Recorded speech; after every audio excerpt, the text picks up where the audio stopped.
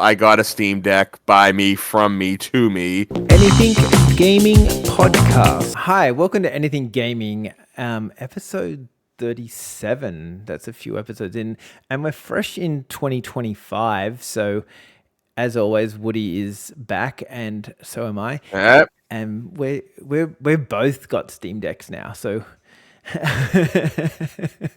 Yeah, well, okay, a little backstory. So Christmas came and passed, and fun times, merry by all. I got a Steam Deck by me, from me, to me. Been enjoying it. You've built it up quite well, and I got some things to say about it. Mostly positive. There's really very little negatives. I gotta say that. Other than that, though, I hope your Christmas was, of course, good and plentiful. Over on my side, it was pretty good for me too.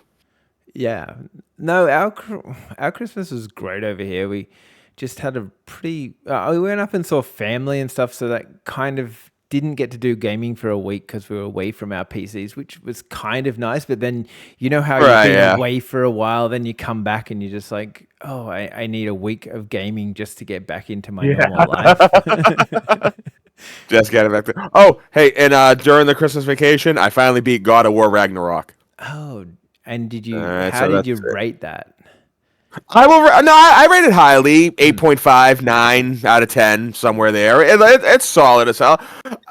See, my problems with these games are they're a little too bitchy. It's a little long. There's still plenty of That's what I quests. think. Yeah, I think Yeah, it's a there's plenty of really side stuff I didn't do. yeah, it's a really, really good game. But you've got like this thing where it goes to say 60 hours or something to do the game, right? And the first 20 hours is just epic and you're so enthralled and you love the game and you don't want to play anything else. And then you get 20 hours of just what feels like filler just to make it a 60-hour game. And then you get to kind of the back end of the game and you kind of get back into it again. And it's just getting through that middle section that is really hard. Is that That's a really good. Yeah, that was a really good description of the game. Yeah. That's pretty much what it was. I will say, I would say that a little of the beginning, I think, is a little bit more of that more period than the middle, but pretty much the same feeling. Like I didn't do all the side missions, I didn't get all the ravens or anything like that. I just did, I did some side stuff just to, as you do naturally. It was just your natural first time playing that, and it definitely solid, fun game. I enjoyed it more than not the first God of War, but the first of this new series of God of War. In terms of the God of War games themselves, for me personally, nothing's touching God of War 2, like the original God of War 2 for PlayStation 2. I think it was. I really like the axe combat and the little sidekick and all that stuff. Like so many things to like about it. It's just you could have made a really, really great game in 40 hours. Let's just do more Astrobot games, and 40 hours is a lovely time for a game. I haven't started really anything on my PS5 since I did that. Also, I got the Steam Deck, so that's also kind of cut into it. It actually worked out very well. I beat God of War like about 2 days before I got my Steam Deck. Oh, so I was just able to, I was able to just like, cock and lock it. But still, fun game, recommend it. I do want to get the physical copy. See, here's the thing. The reason why I was really intent on beating God of War Ragnarok is it came free with my PlayStation 5. Yeah. It was a bundle. So, and me with physical games, I'd rather have it physically. So since I had it digitally, I decided just to beat it that way. I could like get it off my hard drive, so I could free up room for the stuff I need. I am really wondering how things go with this whole physical thing. I think Nintendo's locked into that. They're gonna do the announcement of the Switch 2 or whatever they call it this year, and it will come out either late this year or early next year. That's a guarantee, and I think it's going to have as the same kind of cartridge as what they've always had. That's just a Nintendo thing. They love sticking to old school things. Yeah, but they can afford to do it. That's a thing. Nintendo, like, I'm sure Nintendo technically does lose money on cartridge distribution, but the money they're making, it's easy. They're not in the red at all. No, yeah, but see, with the PlayStation 5 Pro coming out, that didn't come out with an actual disk drive. And then you got the Xbox, the new Xbox, whatever it's called, coming out in 2026. That's not coming. I don't think that's coming with a disk drive. I could be wrong about that. Well, I will give this to the PS5 Pro. You can buy a disk drive for it. It does give you that option. Sucks it doesn't come with it, and it's like, any external disk drive that you would buy for your computer. But at least it attempts to make that bridge. Unseen yet if Xbox is going to do the same thing. They might not. They might just cut it completely, and boom, all the discs that you got are now completely useless on that end, which would suck. But at least PlayStation 5, I think, is it's the only best option, that you can do at this point, I think. Oh, I know. And then we get back to mobile PC gaming, not mobile PC gaming. And you got your Steam Deck and all your different other like mobile devices like the ASRock and the I saw that. It was at Best Buy. Best Buy had a little display, and it's funny too because I saw that right after I got the Steam Deck, and I was like, "Wow, this looks just like a Steam Deck." And I could be wrong, but I think it actually uses Game Pass, Xbox Game Pass on it of some kind, because it's like. Well, it's got Microsoft. So the difference between the ASRock and like some of the other ones compared to the Steam Deck, obviously Steam Deck comes with Steam OS on it, and ASRock comes with Windows 11, and a few of the other ones as well. They come with Windows 10 or 11 or whatever it is on it. So then having Windows on your actual device, you can go and then get Game Pass and put it on there a lot easier. I've got Game Pass on my Steam Deck, and it just takes a couple of extra steps to set it up. It's not all that hard, but you can play all your cloud games and everything straight on your Steam Deck. But Steam and Xbox, I don't know if they see eye to eye. It's a weird relationship. It's kind of like we think you're pretty good and you think you're pretty good, but we don't really want to help each other, but we don't want to hate each other. It's you know what I mean? Like there's Xbox games on Steam and the like, but Steam's not trying to make it easy for Xbox to put the Game Pass straight onto the Steam Deck. That's bad news for the Steam Deck. Right, yeah. I mean, they want you to play Steam games, right? That's why you buy the Steam Deck to play Steam games. So that's what they're trying to do. So what I was trying to go with all this is that that's where like some of the other handheld devices might be better for you if you're really looking at for that Windows 11. I mean, the main reason I bought a Steam Deck was to play Steam games, and because of the phenomenal battery life compared to all the other devices. Okay, it's a good bet. Maybe just because I've been playing it a lot, but I don't know. I want to call it a phenomenal battery. It's a good battery. It's phenomenal compared to all the other devices. Oh, so when you get on the Steam Deck, you get like say 3 to 4 hours if you're playing like a AAA title. Well, take this for example. All right, so I charged this yesterday. I took it off the charge yesterday. Put it, just put it away. It's been 24 hours. I just turned it on, and admittedly, it's still at 97%. You expect some to go since it was on sleep, but that's good. But like I said, I just been playing a lot of it. So maybe to me it doesn't seem that long. Like I'll just dump. Like I another gift I got was Resident Evil 4, the remake. I've been playing a lot of that on the Steam Deck. Yeah. So that's what I mean. How long are you getting out of a battery? 3 to 4 hours on a AAA game, or about yeah. You're right. About like 3-4 hours on AAA. So if you've got like a Rogue Ally or something like that, you're getting 1 to 2 hours. It's basically half. Yeah. Oh. Yeah. And that's not even. You can't even do anything in a game in 1 hour. What are we even? That's not even gaming. It lasts just as long as my and I've had my Switch for 8 years now.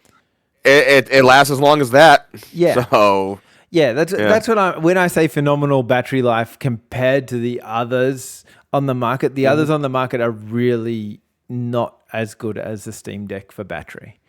Okay. That's a good thing to know. Then I will say that. Yeah. Um, with your Steam Deck, did you ever buy extra like this? Well, not disk storage, but storage. Yeah, you just buy the SSD, but you just got to buy the fast ones. Yeah. Those are the ones that pop in and you can just get another gig or whatever straight up. The storage Well, is so cheap I got now, like very cheap.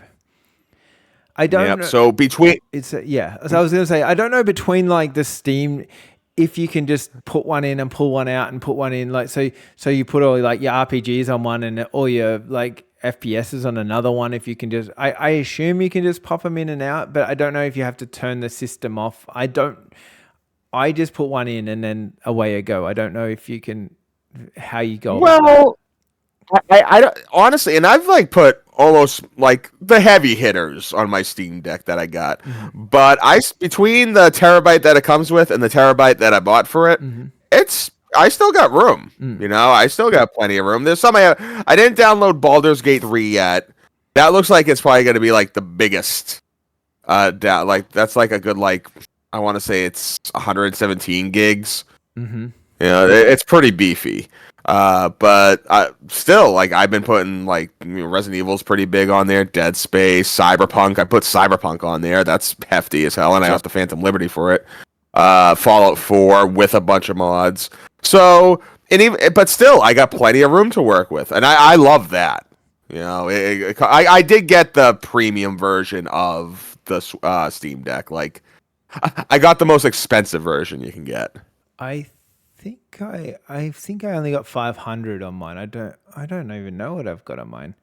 I play a lot of indie games. I love the little small indie. They're my favorite thing on the Steam Deck because you play like the smaller indie games. You can get 5-6 hours out of a battery. You know, like they're not stealing as much power as what those AAA games are. I did play some Blaster Master Zero. It's 8-bitty looking, and that drained nothing. Yeah, You know that didn't take anything out of it. So you're right, but I have been playing a lot of AAA's. Just I want to test this thing. You know, I want to see exactly what it's capable of, what it can do. well, that's what I'm trying to work out. What AAA I want to play on it. Like, I want to buy something big and powerful, like, and do the same thing as you because I haven't found that game yet to buy for it. The only two games I'm thinking because they're on there, I haven't really into this yet. Is Cyberpunk and Final Fantasy VII Remake. The first part of the Final because those are beefy, you know, AAA, beautiful games.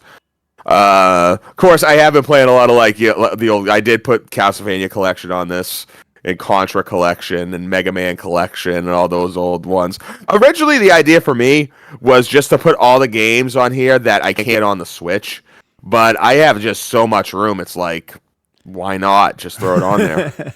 Yeah, I find that. Okay, I don't know if this is what happened to you, but we had a couple of Switches and I bought the Steam Deck and then all of a sudden I forgot that I even owned a Switch. I just started not really using. And then if you go back to the Switch feels like a little toy compared to the Steam Deck, like the size of it and everything. It feels so light and flimsy.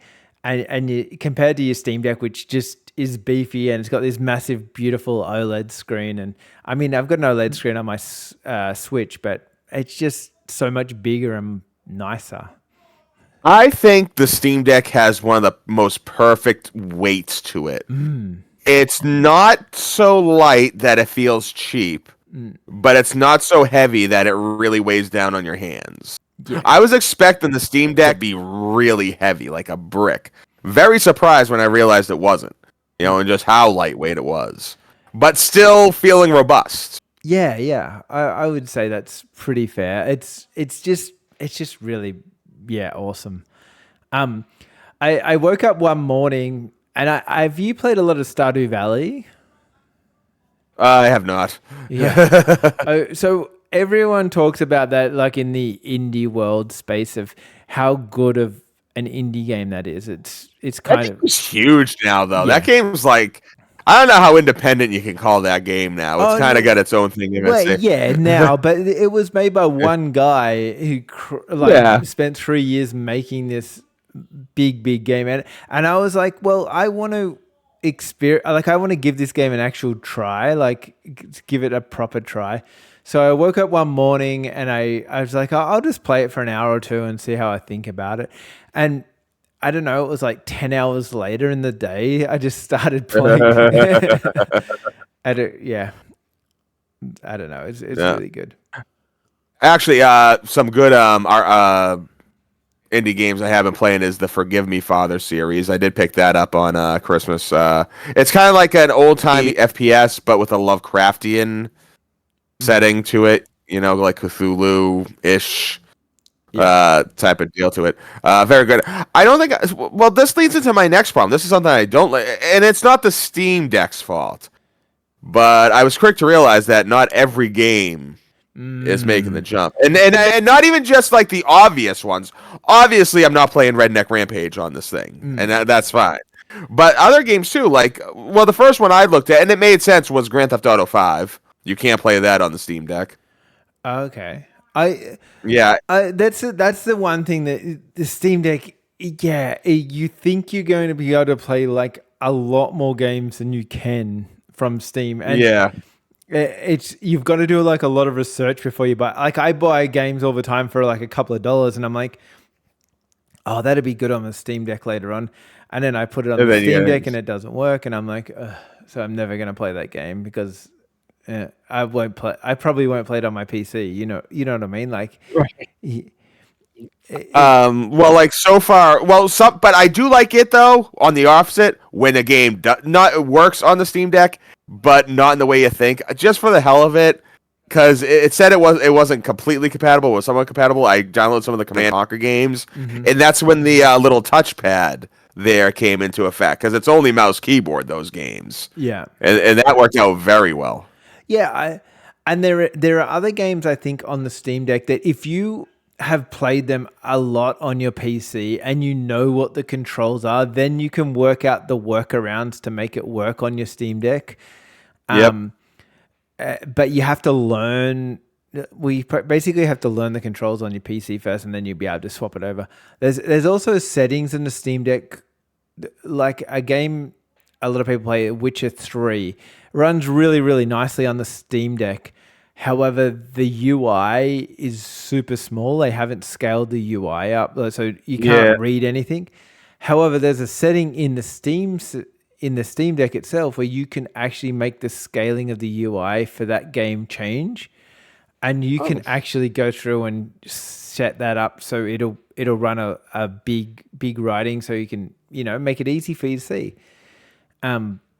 So there are lots of little settings, and you can, because it is based off PC games, a lot of the times you can actually go to your settings and then go and configure how the game is played. So you can put down that maybe if it's only a couple of button games, you can configure what buttons are actually going to be used to play that game in your settings, in the game, in the library. So there are workarounds to a lot of these games. But I mean, you have to be willing to want to do that too. No, sometimes I just like buying it and out of the box, I just play and I'm happy. Yeah. One little thing. This is actually kind of funny. So I put Fallout 4 on the Steam Deck. Went to the the mods menu, download a bunch of mods. What I usually get, and that's good. And it worked fine. I did the same thing for Skyrim. Now, when it says when you click it to search. And you put in the word you want to search. Let's say if you want to look up horse armor, you put a horse armor in, and then you press the button, the text would disappear, and you would not be able to search for it. So, but I got a workaround on this. Yeah. So I needed to get the certain mods that I needed to. So what I did was I booted up my PC version of Skyrim, and I just bookmarked all the mods that I needed.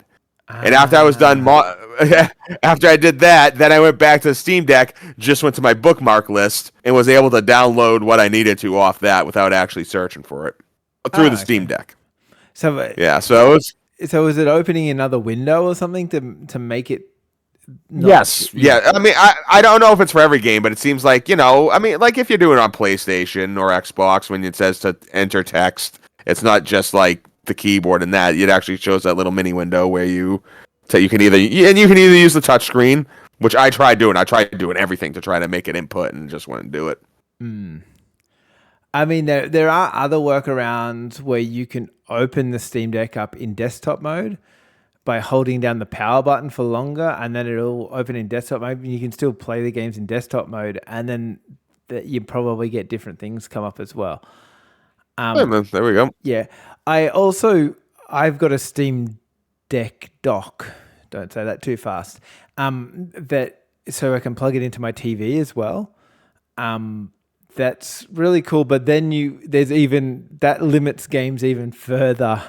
That will Yeah. not. They're very console based games then, because the Steam Deck has obviously got the touchscreen, the little pads, and all that kind of stuff. Once you plug it into your little dock, you're only got an Xbox controller, so you have to look for games that are compatible with just Xbox or PlayStation controllers. No, yeah. I mean, I don't think I'll do that because the way I see it, a dock Steam Deck is just my computer at that point. But it's interesting, like learning the ins and outs. It's. I went to settings because I was like trying to find storage, and it like shows you all like the specs it got for it and all. It looks. It seems like the kind of thing that you could really mess up on a Steam. Unlike a Switch, whereas the Switch is very locked in. Mm-hmm. This does feel like a mobile PC, but not a laptop, just a mobile PC. Yeah, it's kind of a weird thing. It's kind of in between like a mobile phone and a PC, because you can go to your settings and bring up all your statistics on that'll run across the top of your screen, showing you your frame rate and all that kind of stuff. And it just it can look very like a PC straight away, and you can like they go into desktop mode. You can plug your mouse and keyboard in and use it like a PC, so it has got a very PC kind of thing going on. What do you think of the controls themselves? I love the thumbsticks, and I like the little mouse pad things. I think they're actually, you know what those little mouse pad things are? Did you ever see Steam's attempt at making a controller? No. I know they do have controls. I've never actually used one. Okay, so the Steam originally, so the Steam Deck's kind of come about. Let's go on a bit of a history learning lesson here. All right. The Steam Deck actually's come about from Steam's little experiments along the way. Steam's like almost done like a Nintendo type thing esque. So a while ago they had like a Steam. Okay, I can't remember what it's called, but it was like a Steam box maybe, and you used to plug it into your TV, and then you could stream over your Wi-Fi your computer games from your PC to the Steam box, and then you could play your games on your TV. So that was the first kind of idea when the Steam OS and all that opened up. And I think I remember that. I remember hearing about that. Yeah. I mean, I didn't know anyone that had ones, but yeah, but I remember hearing about that. well, to make that Steam box type thing, they had to create the Steam OS because everything had to be able to be accessed via controller, because they made it basically very controller friendly. So that was their first kind of dabbling into making computer games controller and and console kind of friendly. And then after that, they decided, well, why are we using this Xbox controller when we can make our own Steam controller? And Steam, again, like a bit like Nintendo, likes to go and make things a bit wild and different. So they made this controller, but instead of having thumbsticks on it, it had basically like these round touch pads instead of thumbsticks. Which were very much like what you get as the mouse pad now. And you just use your fingers in these little round domes to control the characters and stuff like that. And they weren't no one really liked it. Although, doesn't sound precise, like if you were playing a 3D platform, that'd be rough. Oh, well, they were actually really good. They actually had like a really nice.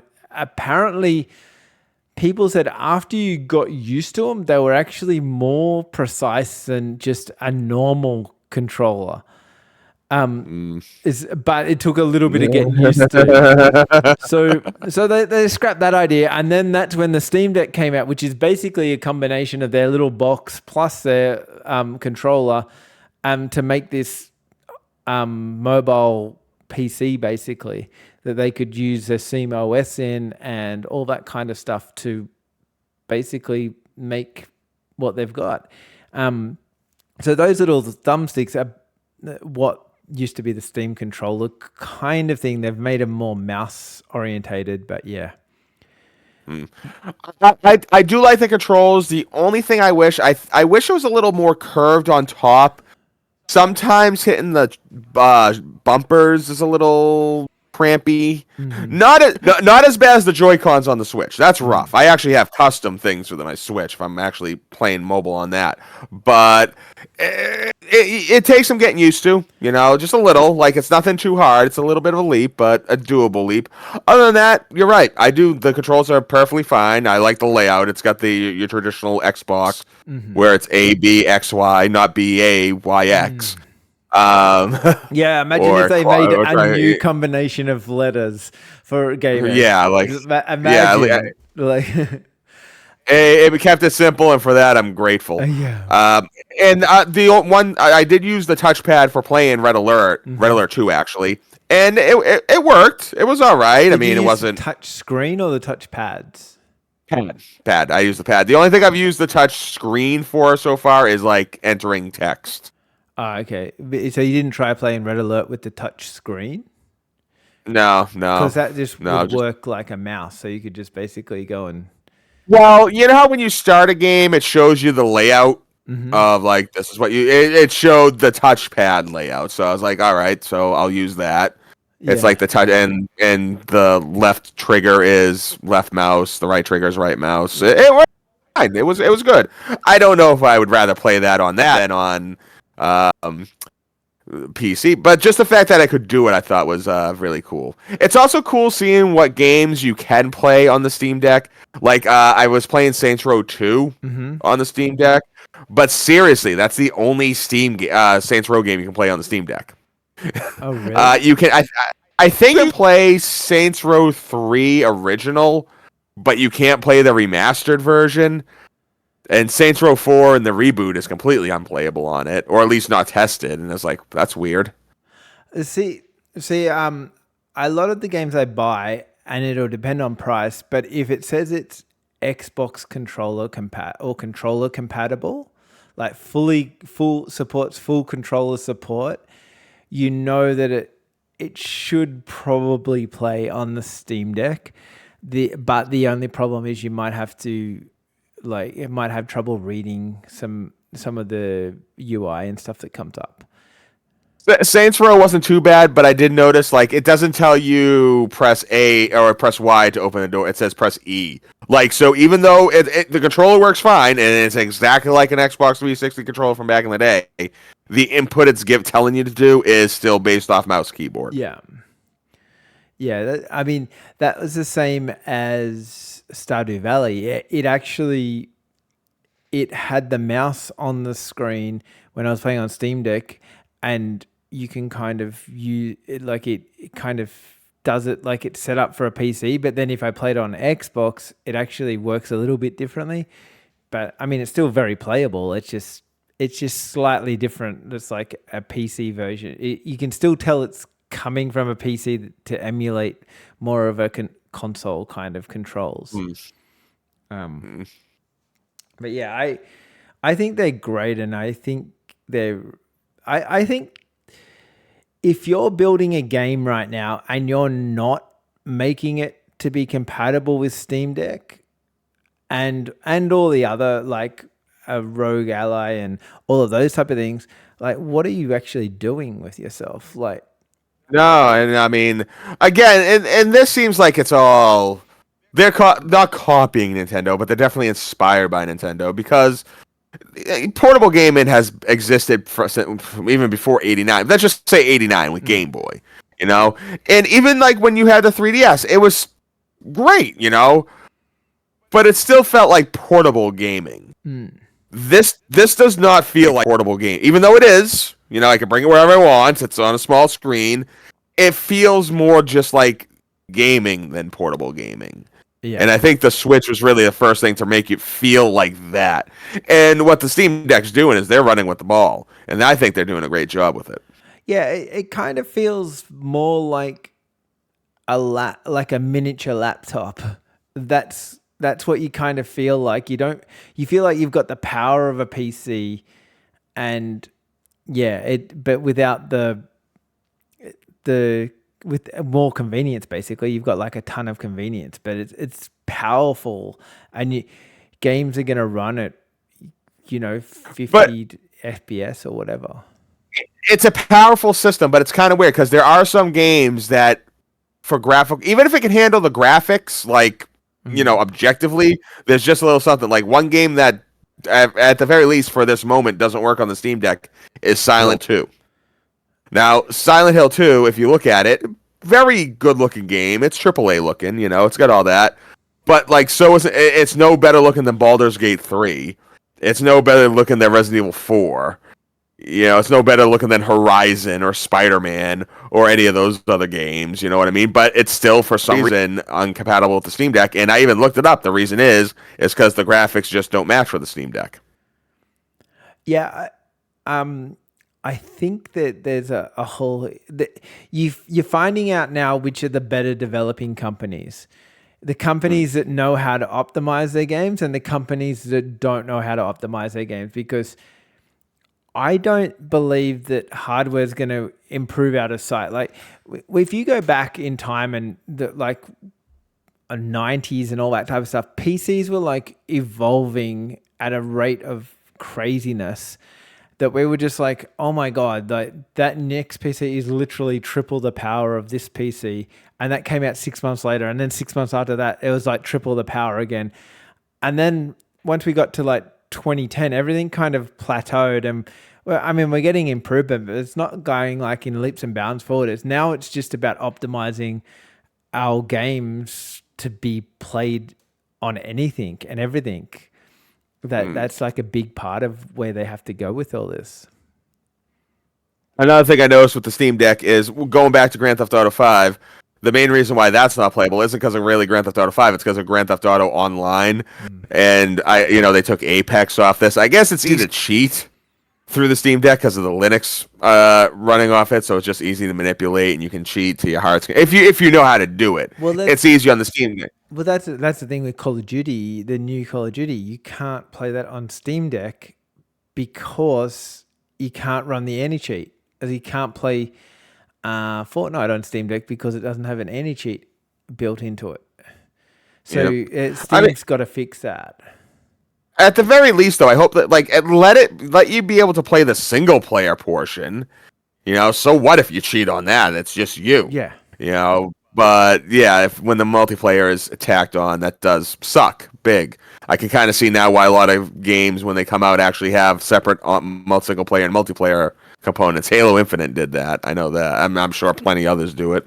One recommendation I would do for the Steam Deck, and like it took me a little bit to work this out, is I just cap my FPS to like 60, because there's no point trying to pump out 200 FPS on that device.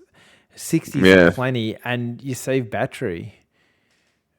So I mean, at that point, how good does the game need to when you're on the go? It needs to perform. You know, it needs to go, but does it need to go? Yeah, it's one thing when you're at home and you're at your rig and you got your setup and you want it to look the best because you're home and it's your theater. But when you're on the go, just run. You know, at that point.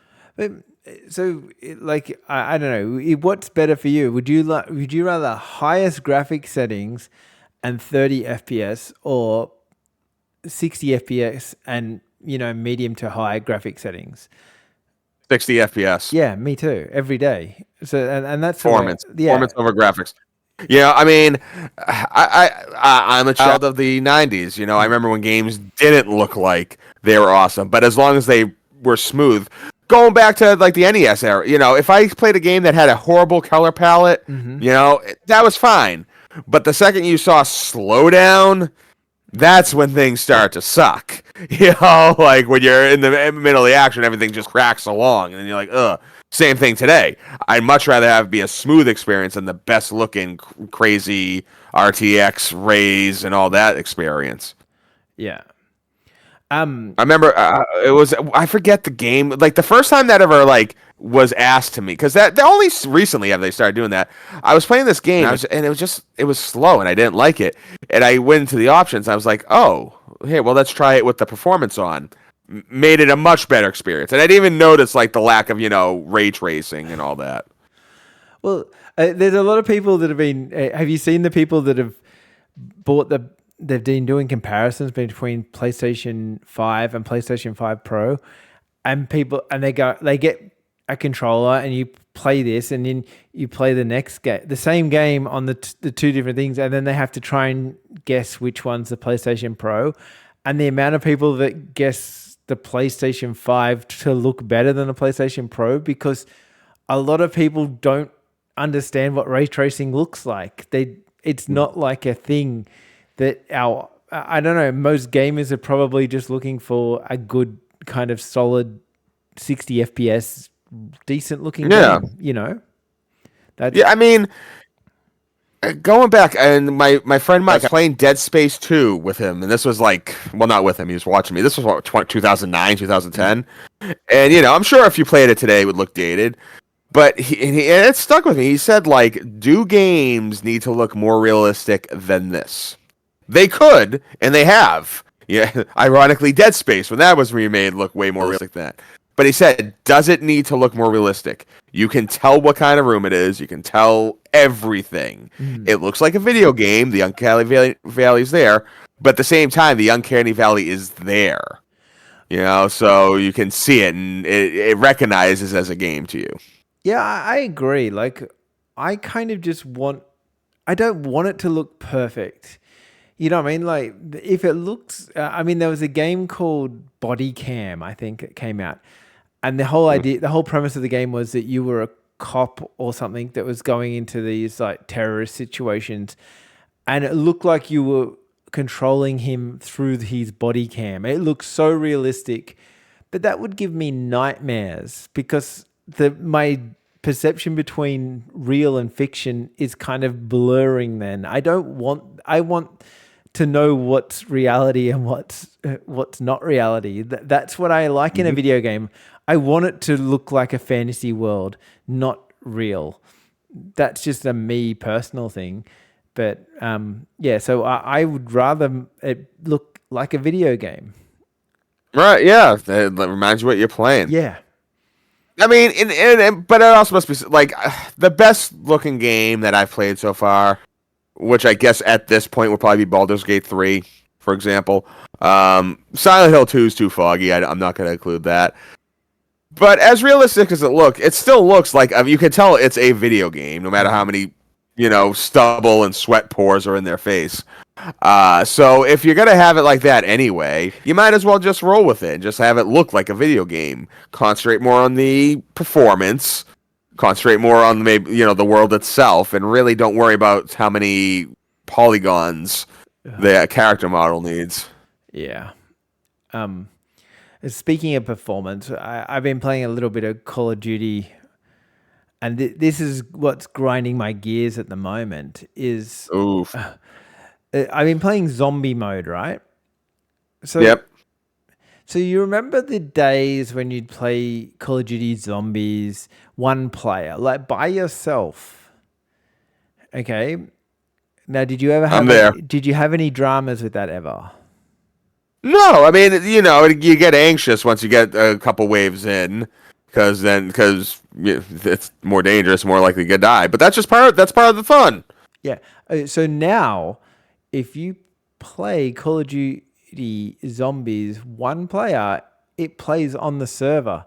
So when the server's got lag, you get all these lag spikes and stuff in the game because the zombies are all coming via the server. They're not built into the game anymore.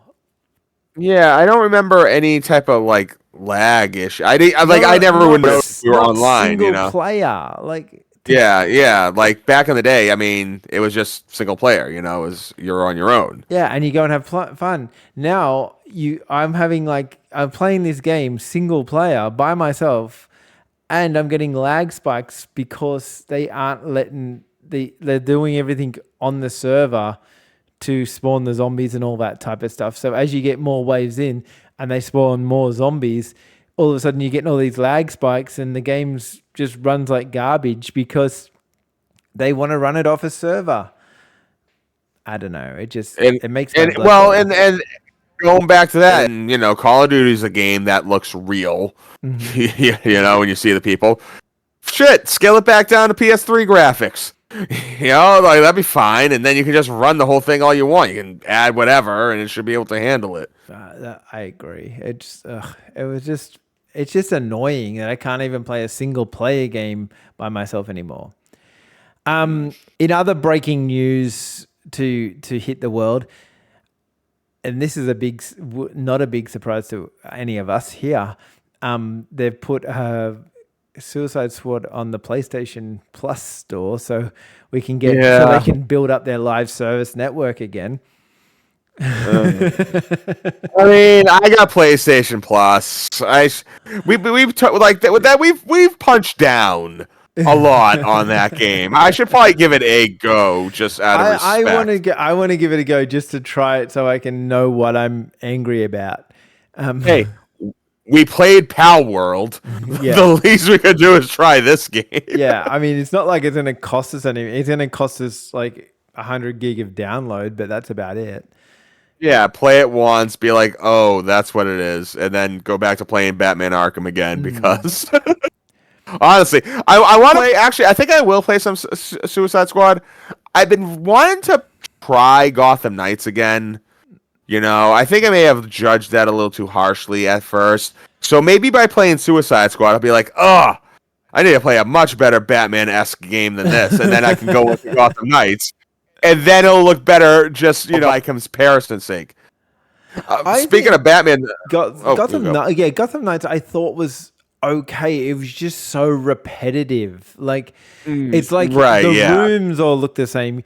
I remember doing only one of the first couple of missions, and I went from one room that looked exactly the same. Then I went down a hallway, and I came to another room, and I'm like, am I in the same room? But no, there's some more bad guys to fight. I kill them. I go down what looked like the same hallway. I come out in what looks like the same room. Oh, there's some more guys in this room. I'll kill them. And then I go down a hallway, and I'm out into the thing. And I was like, you haven't even bothered defining the rooms any different. Like the rooms look exactly the same.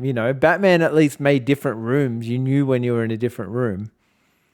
One thing I liked about Gotham Knights and I didn't like about Gotham Knights, you didn't need 4 protagonists. No. Even though they all had different things, like slightly different things, it always felt like you were kind of the same person. Batgirl was a little bit more nimble, Red Hood was a little bit more powerful, but it was like playing one of the Turtles and one of the Teenage Ninja Turtles beat 'em ups. Yeah. Sure, you're playing as Donnie, but it's really not that much different than playing as Leo or Mikey or anything like that. Yeah. Well, I actually started playing Back for Blood a little bit too, which is Oh wow. You know what that game is? Yeah, that was the Left 4 Dead. Developers went on their own. Right, yeah. Yeah. And because I recently just played through Left 4 Dead's 1 and 2. So when I was hearing about that, I was like, but I heard it wasn't especially hot, or at least it wasn't as good as Left 4 Dead. I would say that it's okay. It's very much like Left 4 Dead. I think where people I think you'll like it, and I'll tell you why I think you'll like it is because it's not like much of an upgrade from Left 4 Dead. I think that's where people are disliking it. They're like, oh, they haven't really done much with this. They've just basically remade the same stuff.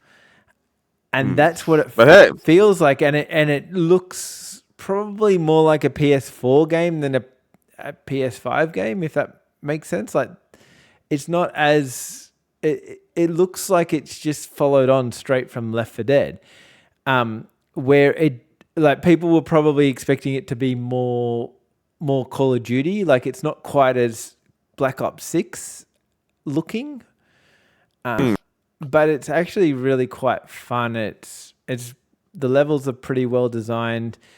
They do have a little bit of a similar feeling to a Left 4 Dead levels, so I think it's actually quite a competent game, and that's why I'm playing through it. I mainly started playing through it because zombies was mucking up so much. I was like, I might go and play Back 4 Blood, to have a bit of a different type of zombie experience, and I've quite enjoyed. I've enjoyed it more than I was expecting to enjoy it. Did you ever play ukulele? No. Okay, so in the same vein as that, it was like made by ex-developers that worked on Banjo-Kazooie. And it feels like a Banjo-Kazooie game. When you were talking about how Back 4 Blood kind of felt like just more Left 4 Dead, I wonder if it's similar to that. If it's that much of any did you like nostalgia. that? I did. No, ukulele was good. I wouldn't consider it as good as Banjo-Kazooie, but nostalgia. It makes everything look better, even when it's maybe the exact same. Maybe Back 4 Blood's free on the PlayStation Network thing. Okay, so what am I gonna get? Am I gonna get Back 4 Blood or Suicide Squad? I think you'll actually like Back 4 Blood. I'm not sure you're gonna like Suicide Squad. But Back 4 Blood. No. Back 4 Blood is there's a few extra things in it, like there's got these cards in it that I don't even understand what they do, but I think they're like the bubble gum things that you get in the Call of Duty, the gobble gums, where you can add perks and stuff to your players. But yeah, I think it's worth looking at. I think you'll like it. I'll take a look at it.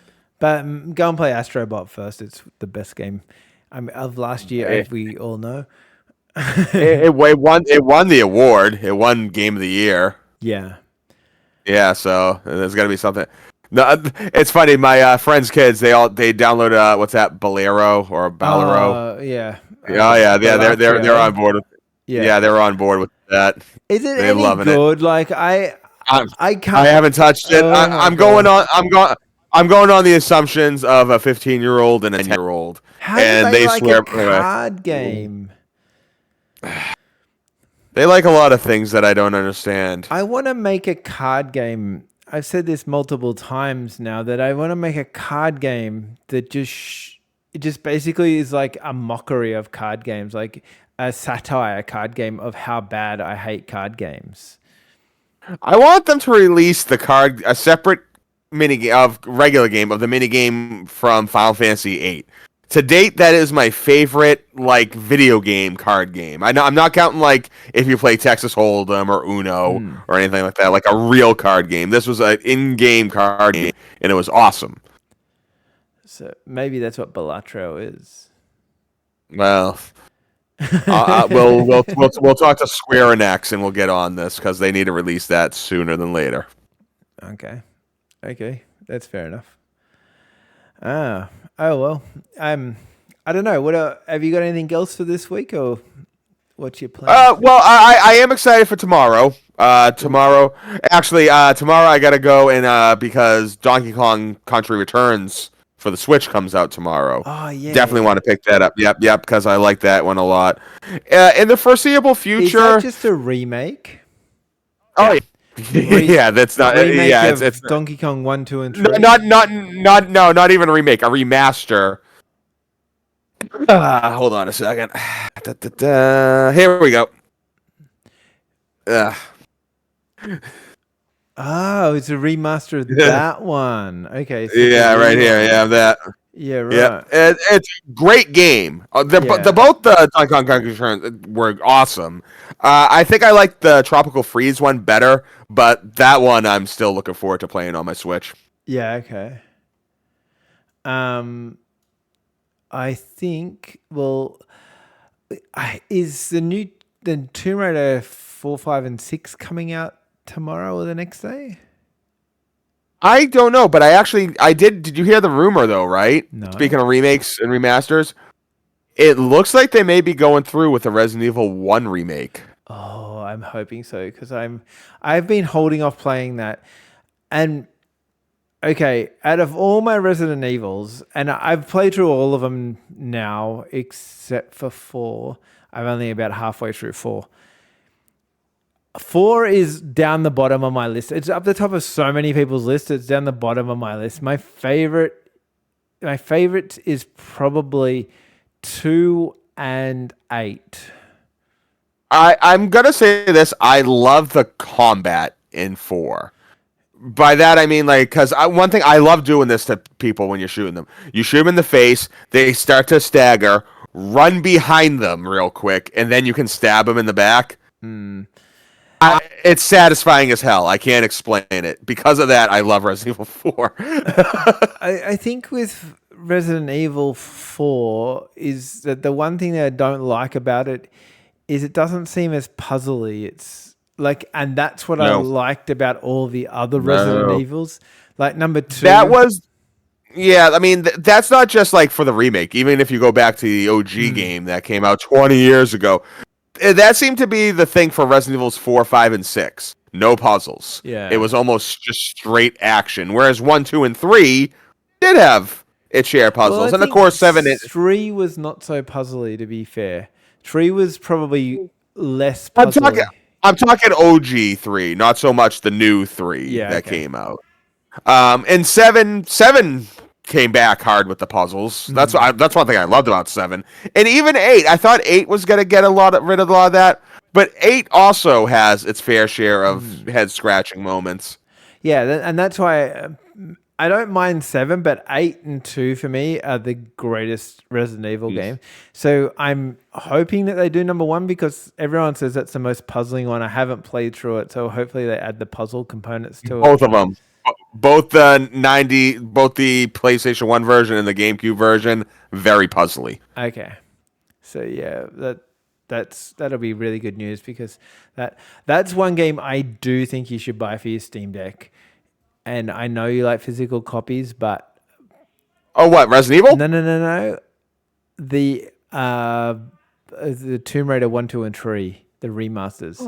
Oh, They yeah. run Well, really well on the Steam Deck. really? Yeah.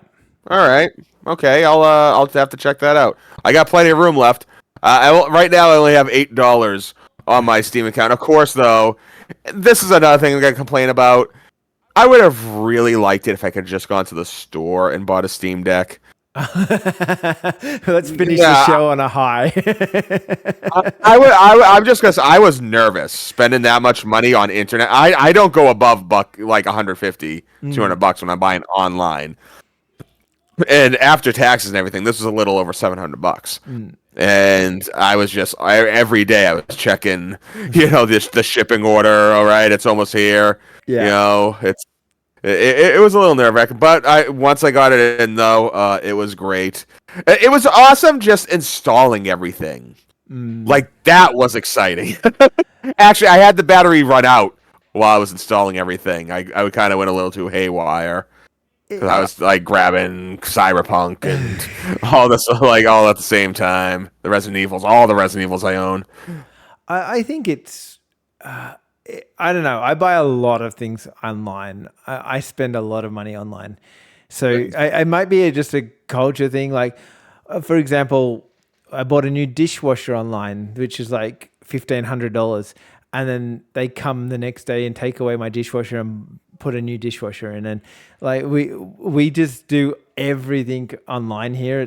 That's the Australian way nowadays. So also, like, Australia is probably not as like densely populated as the northeastern part of the United States of America.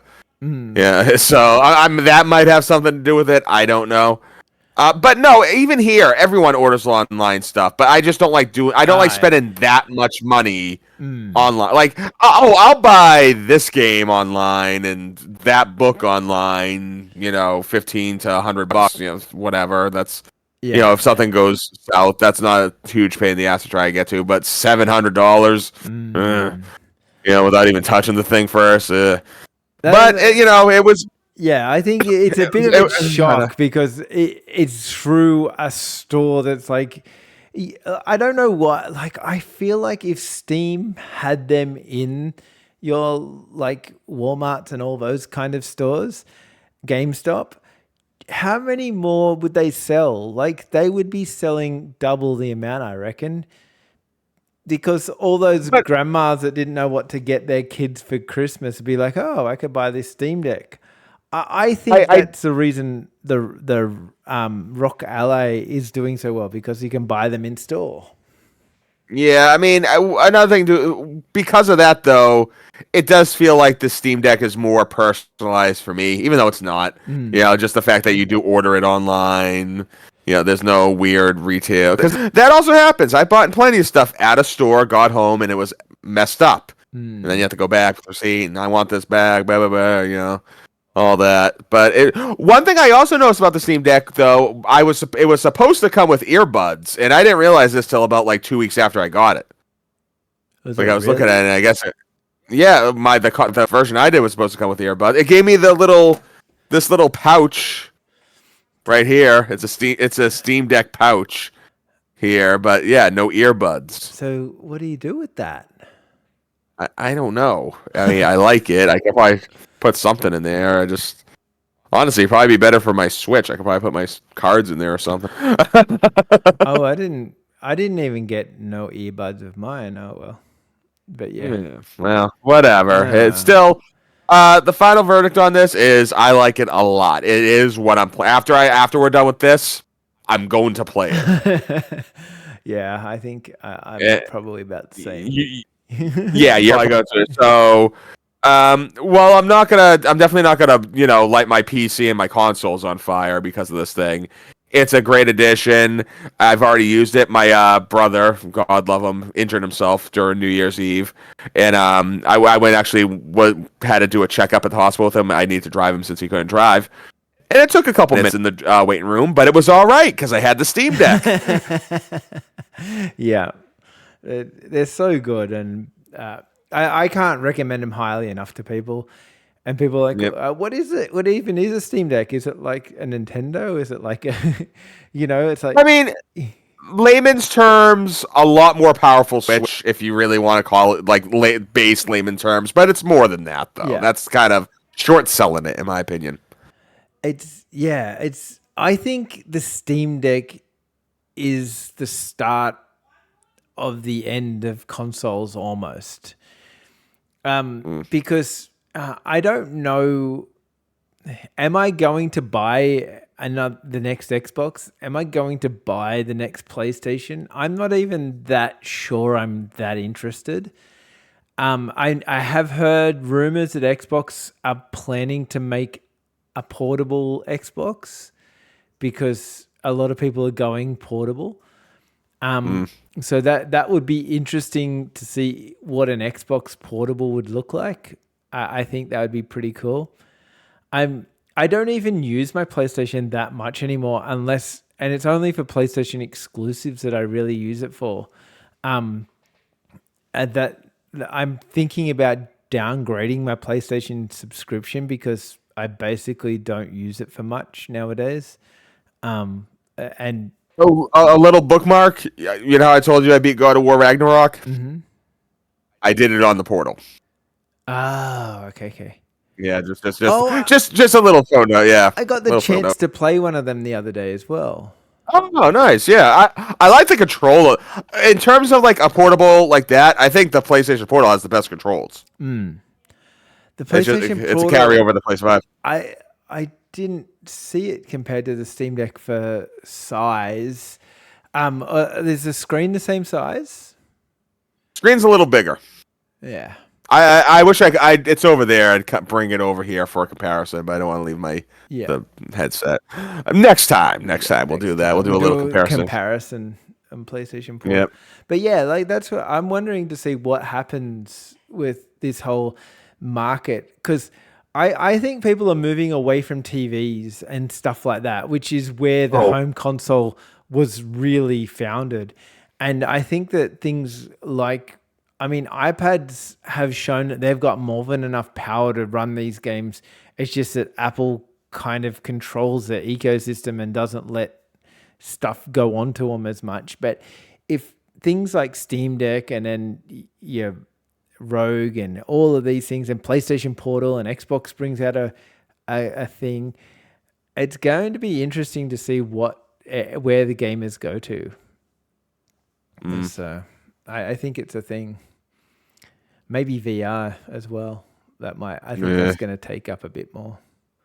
yeah. That's Yeah. Anyway, well, let's just get excited. Anyway, back in a bit. It's good to be back for the year. It's good to be doing all these kind of things again and getting back. Oh yeah. Doing all. No, I think this is going to be a good year for gaming. I think when we do our little end of year 2025, it will be more. It'll be. I'm not saying 2024 was bad, but 2024 was just like looking back a little stagnant, especially compared to 2023. That was just my opinion on it. But okay, I want to compare just quickly the movie market and the game market, right?